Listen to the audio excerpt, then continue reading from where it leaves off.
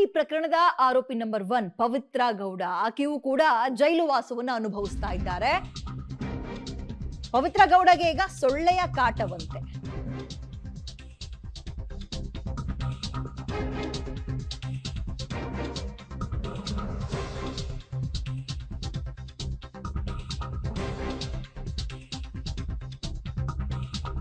ಜೈಲಿನಲ್ಲಿ ಮಂಕಾಗಿ ಕುಳಿತಿದ್ದಾರೆ ಪವಿತ್ರ ಗೌಡ. ಜೈಲೂಟ ಮಾಡೋಕ್ಕಾಗದೆ ಪರದಾಡ್ತಾ ಇದ್ದಾರೆ. ಈ ಕಡೆ ನಿದ್ರೆನೂ ಸರಿಯಾಗಿ ಮಾಡಕ್ಕಾಗ್ತಾ ಇಲ್ಲ. ಇಲ್ಲಿ ತನಕ ಐಷಾರಾಮಿ ಜೀವನ ನಡೆಸ್ತಾ ಇದ್ರು. ಸದ್ಯ ಬದುಕಿದ್ದಾಗ್ಲೇ ನರಕ ದರ್ಶನ ಅಂದ್ರೆ ಹಿಂಗೆ ಎಲ್ಲವೂ ಕೊಟ್ಟು ಒಂದೇ ಸಲ ಕಿತ್ಕೊಂಡ ತಕ್ಷಣ ಏನಾಗುತ್ತೆ, ಅದು ಸತ್ಮೇಲೆ ನೋಡ್ತೀವೋ ಇಲ್ವೋ ಗೊತ್ತಿಲ್ಲ, ಬದುಕಿದ್ದಾಗ್ಲೇ ನೋಡ್ಬಿಡ್ತೀವಿ ನರಕನ.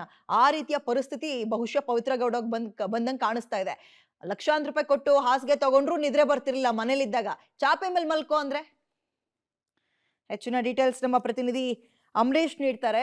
ಅಂಬರೀಶ್, ಅದೇ ಇಲ್ಲಿ ತನಕ ಸುಖದ ಸುಪ್ಪತ್ತಿಗೆಯಲ್ಲಿ ಇದ್ದಂಥವ್ರಿಗೆ ಚಾಪೆ ಮೇಲೆ ಮಲ್ಕೊಳ್ಳಿ ಕೊಟ್ಟಿದ್ ತಿನ್ನಿ ಅಂದ್ರೆ ಬಹುಶಃ ನರಕ ದರ್ಶನ ಅಂದ್ರೆ ಏನು ಅಂತ ಇಲ್ಲೇ ನೋಡಿರ್ತಾರ ಅಂತ. ಪವಿತ್ರ ಗೌಡ ಬಗ್ಗೆ ಹೇಳೋದಾದ್ರೆ ಖಂಡಿತ ವಿದ್ಯಾ, ಈಗಾಗಲೇ ಪರಪ್ಪನಗರ ಜೈಲು ಸೇರಿ ಶನಿವಾರ ಅಂದ್ರೆ ಈಗ 3 ದಿವಸ 4 ದಿವಸ ಆಗ್ತಾ ಬರುತ್ತೆ. ಶನಿವಾರ ಇಡೀ ಪವಿತ್ರ ಗೌಡ ಅವರ ಪೋಷಕರು ಭೇಟಿಯಾದ್ರು. ಆ ಸಂದರ್ಭದಲ್ಲೂ ಸಹ ಸಂಪೂರ್ಣವಾಗಿ ಪವಿತ್ರ ಗೌಡ ಕಣ್ಣೀರನ್ನ ಹಾಕಿದ್ರು.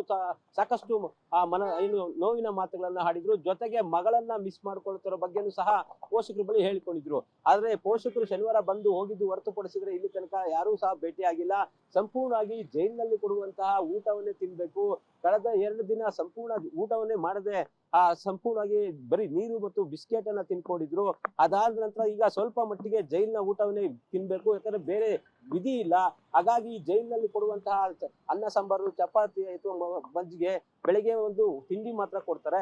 ಹಾಗಾಗಿ ಪ್ರತಿದಿನ ತಿಂಡಿಯನ್ನ ಸೇವನೆ ಮಾಡುವಂಥದ್ದು. ಇವತ್ತು ಬೆಳಗ್ಗೆ ಅಂದ್ರೆ ಬೆಳಗಿನ ಜಾವ ಇದ್ದಾಗ ಎದ್ದು ಕಾಫಿಯನ್ನ ಸೇವನೆ ಮಾಡಿದರೆ, ಜೊತೆಗೆ ಪೇಪರ್ ಅನ್ನ ಓದಿದರೆ, ಜೊತೆಗೆ ಅಲ್ಲಿ ಜೈಲಿನಲ್ಲಿ ಕೊಟ್ಟಂತಹ ತಿಂಡಿಯನ್ನ ತಿಂದಿದ್ದಾರೆ. ಆದ್ರೆ ಎಲ್ಲೋ ಒಂದ್ ಕಡೆಗೆ ಸಂಪೂರ್ಣವಾಗಿ ಪವಿತ್ರ ಗೌಡ ಸಹ ಒಂದು ರೀತಿ ಪಶ್ಚಾತ್ತಾಪಕ್ಕೆ ಒಳಗಾಗಿದ್ದಾರೆ. ಜೊತೆಗೆ ಯಾರ ಜೊತೆನೂ ಮಾತಾಡ್ತಿಲ್ಲ.